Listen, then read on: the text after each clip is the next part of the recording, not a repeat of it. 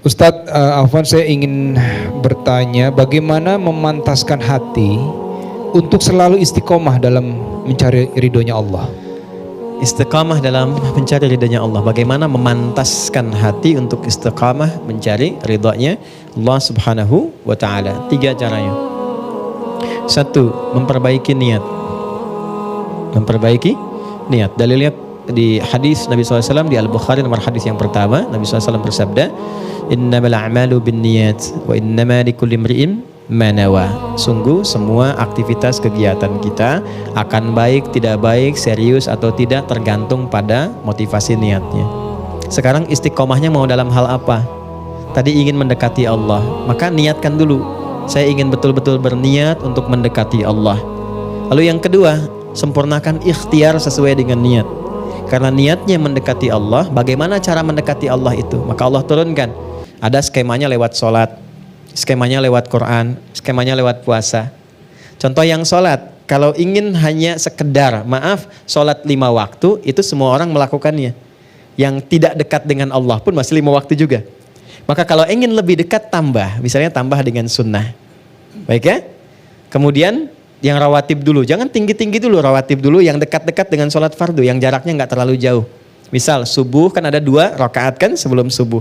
Kemudian zuhur kan ada yang menyertainya ya, bisa 4 rakaat sebelum zuhur atau 2 rakaat dan 2 rakaat setelahnya. Kalau belum sempat mengerjakan dua-duanya, belum terbiasa, jangan paksakan mengerjakan keduanya. Sehingga membebani kepada pikiran dan jiwa, nanti bosan nggak dikerjakan, karena setan itu cerdas. Ingat itu. Lakukan pilih satu dulu. Qobliyahnya dulu misalnya. Setelah merasa nyaman, ba'diyahnya lagi. Step by step, sedikit demi sedikit. Setelah itu, coba dengan tahajud untuk mematangkan hati. Tahajud itu spesial. Kalau sudah bisa tahajud, istiqomah itu gampang sekali.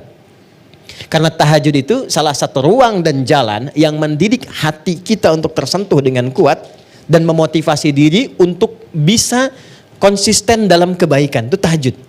Ya, itu ada di Quran. Misalnya surah 73 ayat yang ke-6. Inna nasyi'atal laili hiya ashaddu wat'aw wa aqwamu qila. Kalau Anda bisa bangun malam, itu yang paling kuat memantapkan hati dan setiap yang diungkapkan itu menyentuh kepada jiwa. Beda curhat malam hari dengan siang hari itu lain. Anda doa malam dengan siang itu beda. Nah, tahajud itu jangan harus langsung kerjakan 11, 2, 3, ya, terlalu banyak.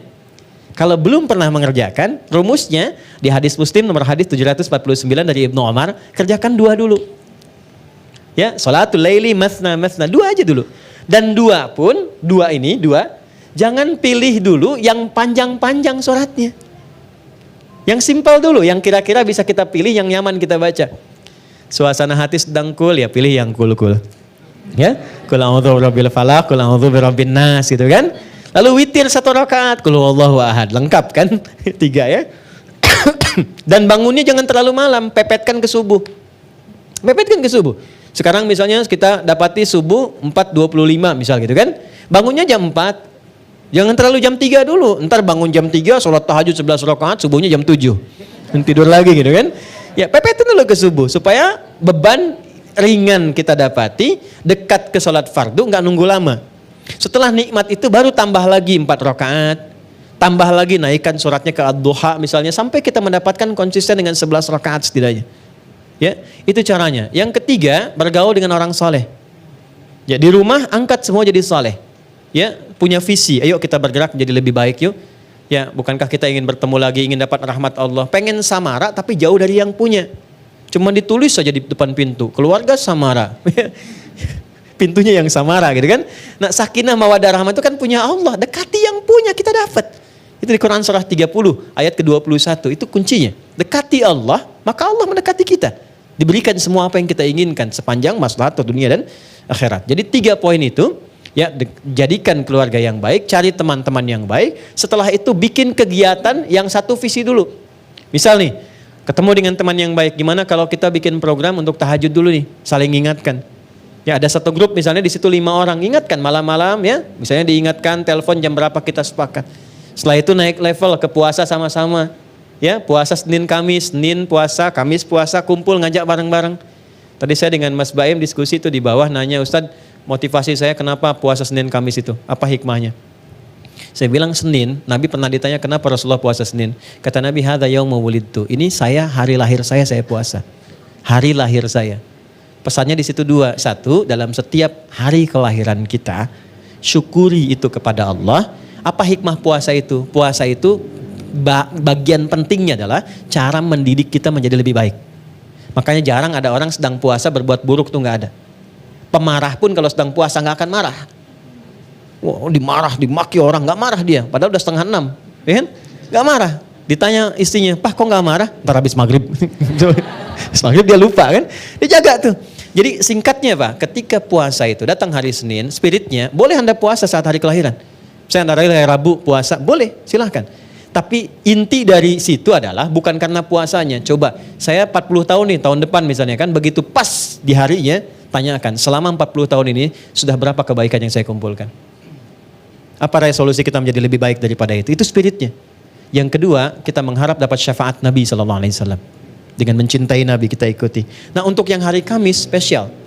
Kamis itu kata Nabi, waktu amal kita diangkat kepada Allah dan disampaikan oleh malaikat. Pesan moralnya apa? Nggak disampaikan pun Allah sudah tahu. Tapi kenapa ada redaksi seperti itu? Untuk menunjukkan bahwa setiap amal kita dicatat. Maka berusahalah menjadi baik.